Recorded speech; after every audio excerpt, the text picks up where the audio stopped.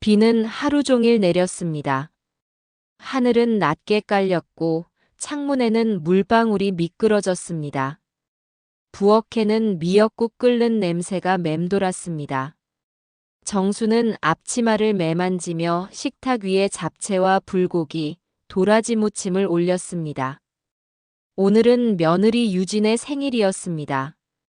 그동안 모진 말을 들어도 참고 아무 일도 없는 듯 웃어온 세월이었습니다. 그래도 오늘만은 마음을 다해 준비했습니다. 이젠 좀 따뜻해졌으면 좋겠어요. 그렇게 중얼거렸지요. 현관이 열리고 아들과 유진, 그리고 사돈 부부가 들어왔습니다. 사돈 어멈의 코트에서는 강한 향수가 풍겼고 사돈 어른은 무표정한 얼굴로 구두를 벗었습니다. 먼 길 오시느라 고생 많으셨어요. 정순이 허리를 숙여 인사하자 사돈 어멈이 웃으며 말했습니다. 요즘은 이런 거 다 배달로 하던데 아직도 직접 하시네요. 웃음은 예의 바른 모양이었지만 속에는 냉소가 섞여 있었습니다. 자리에 앉자마자 사돈 어른이 국을 한 숟갈 뜨더니 조금 싱겁네요. 라고 했고 사돈 어멈도 젓가락을 내려놓으며 잡채가 좀 질기네. 라 했습니다. 정수는 조용히 미소를 지었습니다. 제가 손이 느려서요. 다음엔 더 신경 쓸게요. 그러나 속에서는 눌러놓은 무언가가 서서히 끓어올랐습니다. 평생 참아온 말들이 이날따라 목끝까지 차올랐습니다. 그때 유진이 휴대폰을 내려놓으며 말했습니다. 어머니, 이런 거 이제 안 하셔도 돼요. 식당 가면 되잖아요. 이런 잔치 부담돼요. 그래도 생일인데 직접 해주고 싶었어요. 그게 문제예요. 다 어머니 기준이잖아요. 사돈 어멈이 맞장구 쳤습니다. 요즘 어머님 세대는 좀 달라지셔야죠. 젊은 사람들 세상이잖아요. 식탁 위 공기가 얼어붙었습니다. 정수는 억지로 미소를 지었지만 손끝이 하얗게 질렸습니다. 그리고 단 한순간 방을 가르는 소리가 났습니다. 유진의 손바닥이 그녀의 뺨에 닿았습니다. 뺨이 뜨겁게 달아올랐고 귀 안이 먹먹해졌습니다. 아들이 자리에서 벌떡 일어났지만 누구도 그녀에게 다가오지 않았습니다. 정수는 천천히 뺨을 만지며 말했습니다. 그래요. 내가 잘못했네요. 그 말이 공기 속에서 오래 맴돌았습니다. 그날 밤 비는 더 세차게 내렸습니다. 정수는 캐리어를 싸서 집을 나섰습니다. 외투에 깃을 세워도 목덜미로 빗물이 스며들었습니다. 오래 묵혀둔 원룸에 도착하자마자 장롱 깊숙이 넣어두었던 남편의 서류철을 꺼냈습니다. 표지는 닳아 모서리가 헤어져 있었고 붉은 잉크로 대광건설 사건이라 적혀 있었습니다. 세양건설 인수 의혹, 태양로펌 연루. 글자에 시선이 멎는 순간 심장이 한번 크게 내려앉았습니다. 세양은 사돈의 회사였고 태양은 며느리의 직장이었습니다. 늙은 잉크 냄새가 공기 속에 퍼졌습니다. 종이를 넘길 때마다 바스락거리는 소리가 방 안을 메웠습니다. 남편의 필체는 여전히 단정했습니다. 진실은 늦게 오지만 반드시 온다. 눈앞이 번졌습니다. 창문을 열고 빗소리를 들었습니다. 그래요, 당신이 못 끝낸 일 내가 합니다. 그렇게 67년을 참고 살던 여자의 전쟁이 시작되었습니다. 새벽 공기가 차가웠습니다. 정수는 노트북을 켜 남편의 오래된 메일함을 뒤졌습니다. 상구야, 조심해라. 남편이 보낸 마지막 메일이 남아 있었습니다. 남편의 후배, 박상구 변호사. 라면을 끓여 들고 오던 청년은 이제 중년이 되었겠지요. 그녀는 떨리는 손으로 번호를 눌렀습니다. 상구 씨, 나 정순이에요. 권 변호사 부인. 짧은 침묵 뒤 낮은 목소리가 돌아왔습니다. 선배님 설마 그 사건을? 그래요. 대광건설 자료 제 손에 있어요. 그건 아직 끝나지 않았군요. 이제 제가 해야겠어요. 목소리는 낮았지만 단단했습니다. 다음 날 오후 오래된 카페에서 두 사람은 마주 앉았습니다. 창밖으로 겨울비가 얇게 흘렀습니다. 박상구는 예전보다 머리가 희어졌고 눈매에 피로와 결의가 함께 서려 있었습니다. 그는 가방에서 얇은 파일을 꺼내며 말했습니다. 20년 전 대광건설은 부당하게 도산했습니다. 세양이 헐값으로 인수했고 태양노펌이 서류를 덧칠했죠. 선배님이 그걸 밝히려다 사건이 묻혔습니다. 정순의 손이 가늘게 떨렸습니다. 그럼 내 남편은 진실을 알고도 위험했을 겁니다. 말도 못하셨겠지요. 그날 밤 그녀는 다시 서류철 앞에 앉았습니다. 진실은 법보다 늦지만 더 멀리 간다. 남편의 메모를 손끝으로 더듬었습니다. 당신 보고 있지요? 당신이 끝내지 못한 일, 내가 대신 끝내겠어요. 방 안 공기가 미세하게 바뀌었습니다. 묶여있던 시간들이 슬며시 풀렸습니다. 며칠 뒤 박상구가 건넨 주소를 들고 옛 회계 담당자 김영수를 찾아갔습니다. 낡은 커피숍, 창가 자리. 그는 어깨가 많이 움츠러들어 있었고 손끝이 바들바들 떨렸습니다. 한참 말문을 못 열던 그가 두꺼운 봉투를 내밀었습니다. 이게 당시 회계장부 사본입니다. 세양에서 내려온 지시 문서도요. 권 변호사님 말씀이 맞았습니다. 봉투 안에는 사돈 어른의 서명이 찍힌 전표와 송금 내역이 고스란히 남아 있었습니다. 결정적 증거예요. 정순의 목소리가 아주 작게 떨렸습니다. 그날 오후 재심 신청서가 법원 접수 창구 위에 올랐습니다. 붉은 접수 도장이 쿵 하고 찍혔습니다. 기자들에게 보낸 메일 제목은 간결했습니다. 20년 전 묻힌 사건 아직 끝나지 않았습니다. 이틀 뒤 아침 문 앞에 놓인 신문이 손에 닿는 순간 활자가 튀어올랐습니다. 5년 만에 진실 추적, 대광건설 재심 청구. 종이 가장자리가 그녀의 손끝에서 미세하게 떨렸습니다. 오래 덮여있던 이름이 세상 위로 오르는 소리가 들렸습니다. 이제 조금 들리겠죠, 당신의 이름이. 그러나 평화는 길지 않았습니다. 며느리 유진이 창백한 얼굴로 찾아와 문을 열자마자 쏟아냈습니다. 어머니, 우리 회사 난리예요. 저 휴직당했어요. 태양도 세양도 엮여 있었어요. 이제 진실을 밝힐 때예요. 그게 저까지 망하게 하는 일인 줄은 생각 안 하셨어요? 망가져야 하는 건 그들의 거짓이지 내 인생이 아니야. 두 사람 사이 공기가 팽팽히 당겨졌다가 툭 끊어졌습니다. 유진의 눈가가 젖었습니다. 아버지 일 그렇게까지 큰 일인가요? 그 사람의 정의는 사람의 생명이었어요.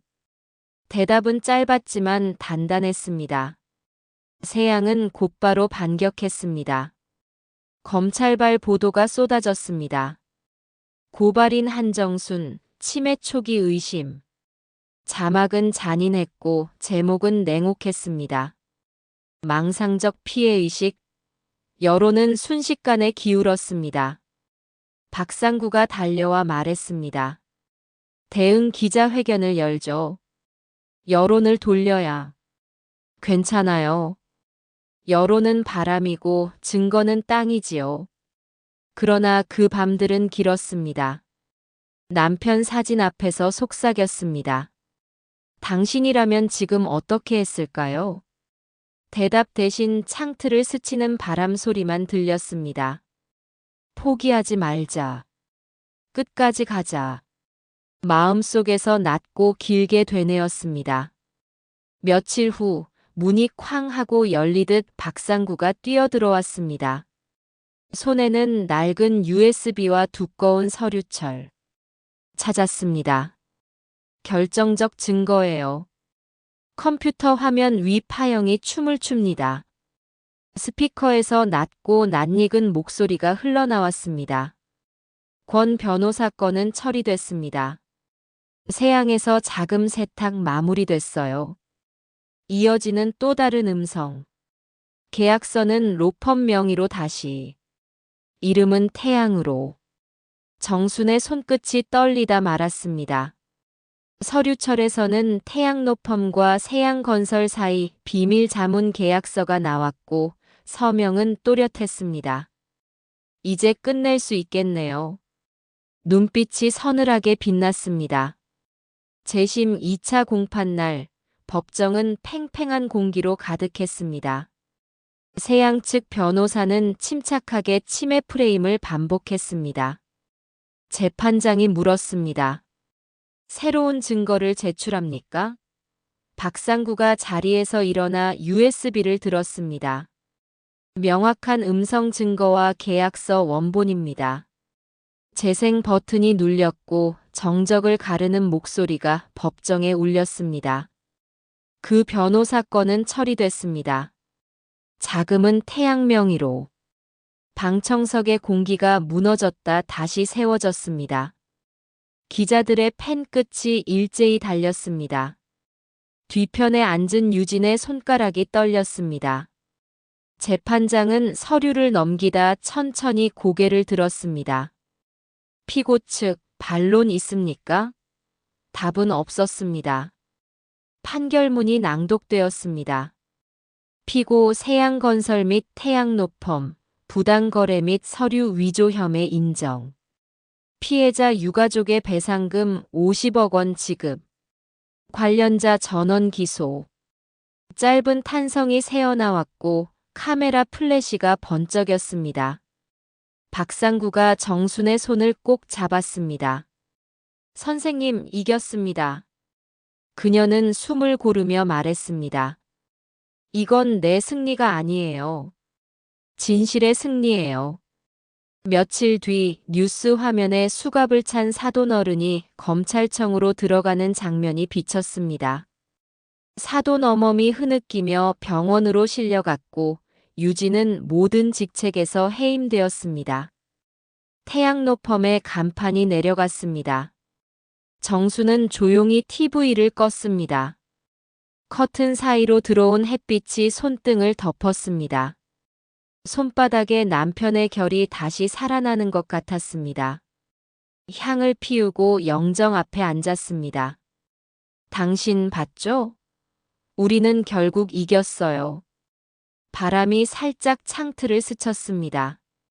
오래 버틴 싸움의 끝이었습니다. 그러나 그녀는 알고 있었습니다. 세상에는 아직 들어야 할 이야기들이 더 있다는 것을요. 내일은 또 다른 사람의 이야기를 들어야겠네요. 향 연기가 천천히 흩어졌습니다. 고요했지만 고요 속 울림은 깊고 단단했습니다. 시간은 흘렀고 3번의 봄이 지났습니다. 봄빛이 얇게 번지는 아침, 유리창 너머 하늘이 맑았습니다. 사무실 벽에는 작은 현판 하나가 걸려 있었습니다. 도연재단. 남편의 이름에서 한 글자를 따서 붙인 이름이었습니다. 억울한 사람들에게 법률 지원을 잇는 일, 그것이 그녀의 남은 사명이 되었습니다. 서랍 속에는 얇은 봉투들이 정리되어 있었고 오래된 영수증과 손글씨가 섞여 있었습니다. 커피는 진했고 방 안은 조용했습니다. 접수증에 또 하나의 도장이 찍혔습니다. 잉크가 마르기를 기다리며 창가의 사각형 햇빛을 바라보았습니다. 평온한 시간이었습니다. 그때 초인종이 울렸습니다. 문이 열리고 변색된 트렌치 코트를 입은 여자가 서 있었습니다. 고개를 깊이 숙이며 아주 얇은 목소리로 인사했습니다. 어머니. 며느리 유진이었습니다. 눈두덩이 꺼졌고 손등에 혈관이 도드라져 있었습니다. 앉아요. 정수는 의자를 권했습니다. 오래 걸렸어요. 길이란 게 그렇지요. 대답은 짧았으나 오래 준비된 말이었습니다. 그날 이후 많은 걸 잃었습니다. 직장도 사람도 자존심도요. 이름은 때로 자리를 비워 새 것을 드리게 하지요. 유진이 마른 입술을 적셨습니다. 잃고 나서야 보였습니다. 제가 지키려 했던 게 무엇이었는지. 사실 저는 가족이 아니라 체면과 자리를 지키고 있었어요. 죄송합니다. 너무 늦게 왔습니다. 정수는 따뜻한 차를 따라 건넸습니다. 손이 많이 차네요. 마셔요. 잠시 침묵 뒤 그녀가 조심스레 고개를 들었습니다. 유진 씨, 당신도 피해자였어요. 말끝이 흔들리지 않도록 낮게 눌렀습니다. 유진의 눈동자가 젖었습니다. 어머니가 그렇게 말씀해 주실 줄은 몰랐습니다. 나도 그때는 몰랐어요. 사람은 시간이 지나야 보이는 게 있지요. 유진은 가방에서 낡은 메모를 꺼냈습니다. 태양노펌 입사 첫날, 스스로에게 쓴 서약이었습니다. 정직하게 일하자. 두려우면 물러서자. 사람을 해치지 말자. 처음에 나를 잊고 살았습니다. 이제라도 다시 시작하고 싶습니다. 사람은 잊고 또 기억하면서 사는 거지요. 도와줄게요. 햇빛이 두 손 위에 얇게 내려앉았습니다. 그때 문틈으로 작은 그림자가 비쳤습니다. 할머니. 손자 민재였습니다. 훌쩍 큰 아이가 두 팔을 벌렸습니다. 체온이 빠르게 전해졌고 등줄기가 따뜻해졌습니다. 여기 이름 할아버지 이름이에요? 그래. 내 할아버지의 마음이야. 그럼 나도 도울래요. 숙제 끝나면. 그 마음이면 충분하지요. 세 사람은 소박한 도시락을 나누었습니다. 달걀말이는 부드러웠고 김은 잘 찢어졌습니다. 바람이 지나갈 때마다 가로수 잎사귀가 미세하게 흔들렸습니다. 필요한 말만 오갔고 불필요한 말은 쉬어갔습니다. 이 일을 제가 배워도 될까요? 서류 정리부터라도. 처음은 늘 서랍에서 시작해요. 한 장씩 정확하게. 연필을 건넸고 그녀는 두 손으로 받았습니다. 해가 기울 무렵 사무실 조명을 하나씩 껐습니다. 남은 것은 정리된 파일, 따뜻한 찻잔 자국, 그리고 서로의 숨뿐이었습니다. 어머니, 오늘 고맙습니다. 내가 더 고마워요. 와줘서. 민재가 새끼손가락을 내밀었습니다. 다음 주에 또 와도 돼요? 그럼요.